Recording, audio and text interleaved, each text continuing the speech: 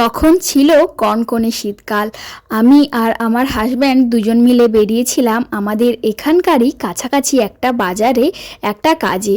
হঠাৎই এই পথ দিয়ে যাওয়ার সময় যখনই আমি এই পথ দিয়ে যাই তখনই এই দোকানটা অদ্ভুতভাবে আমাকে টানে।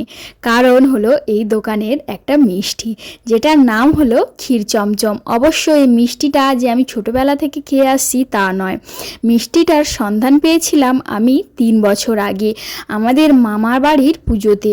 হঠাৎ একদিন একজন এই মিষ্টি নিয়ে আমাদের বাড়ি এসেছিল, তো সেখানেই এই মিষ্টিটা খেয়ে আমার এত পছন্দ হয়েছিল, তখন থেকে আমি আজ অবধি যখনই নিজে কোনো মিষ্টি কিনে খাই তো এই মিষ্টিটাই কিনে খাই। আর বিশেষ করে এই পথ দিয়ে যখন যাই এই দোকানের এই মিষ্টিটা আমাকে এত অদ্ভুতভাবে ভালো লাগে সেটা তোমাদেরকে বলে বোঝাতে পারবো না। আর তোমরাই বলো এই কনকনে ঠান্ডাতে আইসক্রিম কে খায়?